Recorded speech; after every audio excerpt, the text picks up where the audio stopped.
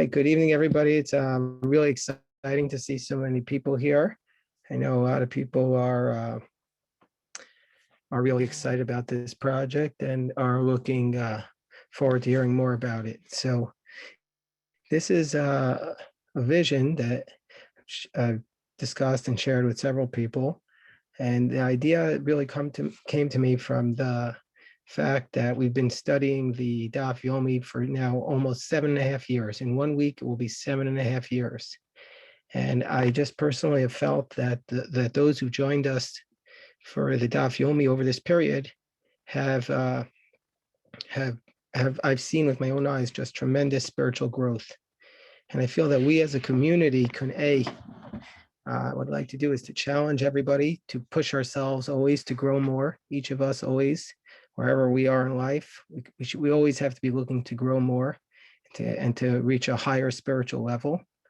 And when we do that, the benefits will be not only for us personally, but the benefits will be for, like multiplying throughout the community, and everybody will be lifted. That's the ideal. Torah brings so much wisdom, so much peace, so much goodness to the world. So the more we study Torah, the more we commit to a spiritual life, the more we hopefully will be able to lift many people with our own personal commitment. And so the concept is that I think that our community will benefit greatly from people accepting upon themselves individually to join a core group that says we're going to take on more in our lives, to be more spiritually committed with the hope of being a force of good in the community and lifting others up, and together growing and teaching, learning, but teaching also, because if we're just learning for ourselves, it's obviously not sufficient. So we need to learn and teach and grow together as a spiritual community. So this skeletal framework is really just a rubric to organize a lot of the learning we've been doing already in our community, to organize it under a framework that'll help us to be more organized and grow together and be on the same page. I know for myself personally that just in the past few days, I've had conversations with people I haven't had in a long time. And immediately we start talking about the Daf Yomi because we're all on the same page, literally. And that's just an example of when people are learning together, it immediately sparks a conversation and a growth and an opportunity for us to connect and grow together. So the concept here is that we organize our learning and our spiritual commitments together as a community as under this rubric of what we call a Kollel. Kollel can mean different things. In some communities, a Kollel means that's a group of people who come in from outside the community. Let's say, you get people from, let's say, Lakewood or Brooklyn or Israel who come in and they're dedicated to learning and teaching in the community. But this concept is a community Kollel, so it's a little different. The concept is that people within our community are inspired to, on their own, learn more, commit to an increased type of spiritual commitment, to become almost a concept is like a spiritual marine, where you're saying, I'm going to do more because I know that that will benefit the entire community. And so that's the concept. And the skeletal framework, which we're obviously open to feedback and growth and creativity and changing, and the way it looks now is probably almost certainly not the way it's going to look in 7.5 years. But the concept is that there's a commitment to Talmud study through the Daf Yomi, which is something that I teach. I teach the Daf Yomi every morning and every night. I teach the same Daf twice. So let's say today is Shkalim 17. So I taught Shkalim 17. Well, actually, tomorrow is Shkalim 17. So I taught Shkalim 17 tonight, and I teach it again tomorrow morning. So some people come on at night, some people come in the morning. And that's a page that around the world, hundreds of thousands of people have committed to this mode of study. It's not for everyone, but it is something that I personally have found very enriching. And others who have joined, who are on the call tonight, have also found it to be very enriching. And I think people can benefit from it tremendously in our community. So that's one aspect of this group, of this commitment. The second aspect of it is Jewish thought, of going on a 7.5 year program of Jewish thought. And that's something that Our Maharat is going to be heading up that aspect of it, and she'll talk more about it. And she'll talk about the concept of what we're going to be studying together as a community. In addition to that, there's halacha, which Dr. Saul Weinreb will teach. He has 3 different smichas from 3 different serious organizations. He's not a full-time rabbi, but he's completely skilled in this area, completely qualified. And we've been discussing how over the next 7.5 years, we can really cover Jewish law. And he's going to be giving exams on the topic, and people will be able to really measure our growth in that area. And so that's the educational component of it.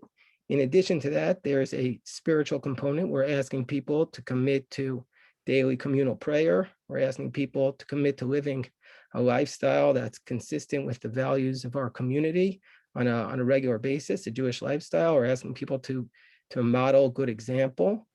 And if people do this, do the entirety of the program, then at the end of it, I would be honored to grant the rabbinic ordination. There's a long tradition of rabbis granting ordination just on their own. That was the way it was done in Europe for many years and for much of Jewish history. And I would feel honored to do that. But that's almost not the point of it. The point is to elevate ourselves, to elevate our community. And a person doesn't need to enter into every single aspect of this program, of this Kollel, in order to benefit themselves and also in order to benefit our community, like in order to lift us up. If you say, I want to do one part of it, that's great. I think what I want to challenge everybody on this call to do is, even if you say, look, I can't do all of it, it's too much for me. First of all, you can. I believe that almost everybody can take upon more in our lives. But let's say you're saying I can't.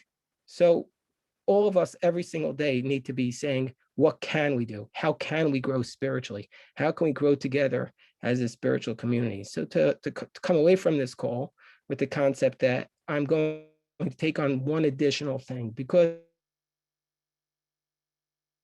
energy is felt when more people join and participate. Only yourself, you're not only going to be able to teach others, but you're also going to be able to inspire others to learn and to teach. So now I want to turn it over to the Maharat. The Maharat is going to share what she's going to be doing. And when she's done, we'll turn it over to our friend Saul. And after that, we'll take some questions. Maharat.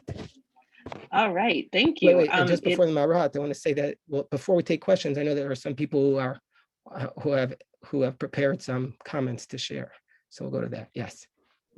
All right, thank you. Hi, everyone. Maharat, I think you're muted. Oh, I don't hear you. Can anyone else hear me? We can hear you. Loud and clear. Okay, I don't know. My voice is silenced in the Kollel. Anyway, so it's wonderful to be here with all of you and to see you. And I'm so thrilled to see so much interest in this. And I'm really excited to be leading the machshava, or Jewish thought element.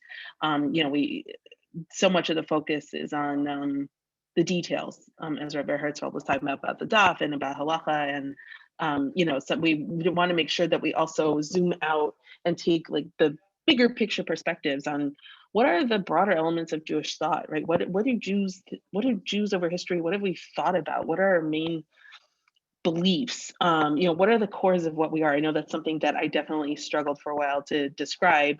When I was in school, I could tell you about, Hilchot Shabbos, but then you'd take a step back and say, well, what did Jews think about? And I'm like, actually, I don't really know. And so we thought that we would start this. It will meet once every 4 weeks, once a month, in a weeknight evening, which we can determine based on everybody's schedules. And so we thought that we'll start by planning the first 6 sessions, meaning the first 6 months, and that we'll focus on the topic of messianism. I think this is a really interesting topic, really just addressing the question of how do we think about things that we know we will never, or no one yet has understood. You know, what does it mean to look towards a world that is fundamentally better, fundamentally different than ours, and explore different perspectives of that over the history of Jewish thought, starting with the Tanakh, the actual biblical books that talk about it, and culminating in present day ideas and everything in between. So yeah, it's just a topic because it's a topic of not only like what do we look towards, but also what has given the Jewish people hope and sustained them for the past, I don't know, 3,000 years. What have we always, you know, when we say Ani Ma'amin Be'emunah Shlema, you know, I believe with a full faith that the Mashiach is coming, the Messiah is coming. What are we believing in? What are we saying? Why is that so important? And so those are the topics that we will address, and yeah, with sources and just also conversation. I'm really looking forward to it. Should we take questions now or wait till the end? What I'd like to do is let's have Shaul present, and then if people, I know that some people have told me that they'd like to share some things, so I think that the best thing is for people to just confirm that by sending me a direct message, and then I'll call upon people in the order in which they emailed me, and we'll go like there. So thank you, Maharat. And one thing I should have mentioned at the beginning is there's another aspect to it, which is that we're looking to ask the people who are joining this to also make presentations to the community as part of it. And when we say Kollel, really everything we're going to be doing is, of course, open to the whole community. It's just a way of putting it under a framework that makes sense, because I've noticed like things are like helter-skelter, and people don't have a sense of how it all fits together. But I could see, like, as part of the Machshava program, people make a presentation once a year as a class to the whole community, or as part of the Talmud or the Halacha. That should be, and the written work we put out, that's part of the framework or the expectations of what people are being asked to try to do. So now we'll turn over to my dear friend, Dr. Sol Weinreb. Shaul, please unmute. Yeah. Okay. First of all, I'm really impressed to see how many people showed up tonight and all the interest. And I really thank you, Rabbi Herzfeld and the Maharat, for arranging this and for including me on this. I being associated with Rabbi Herzfeld for these past couple of years has been extremely enriching for me. So if I can return that to the community, it's my privilege.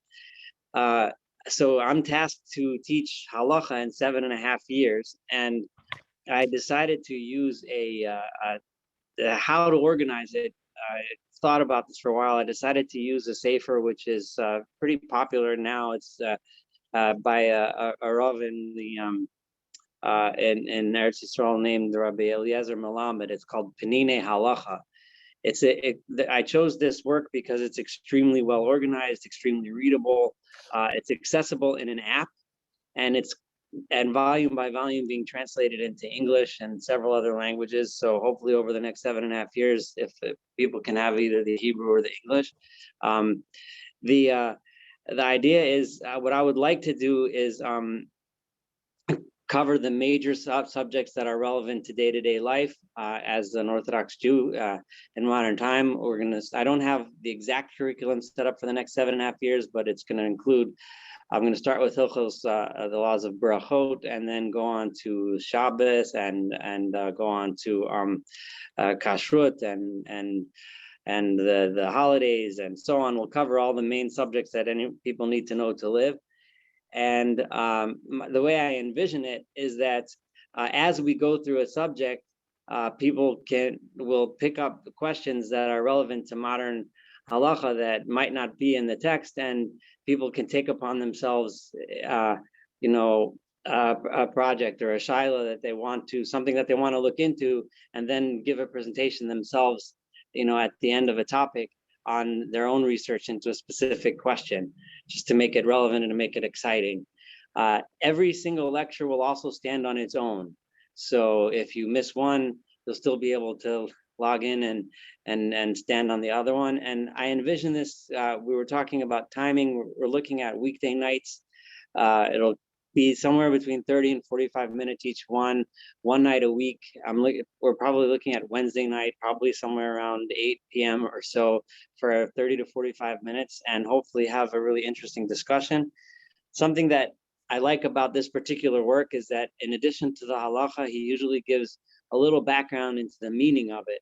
So we'll have a chance to not just learn what the laws are, but understand where they come from and why we keep them in a brief, concise, but something that makes everything relevant.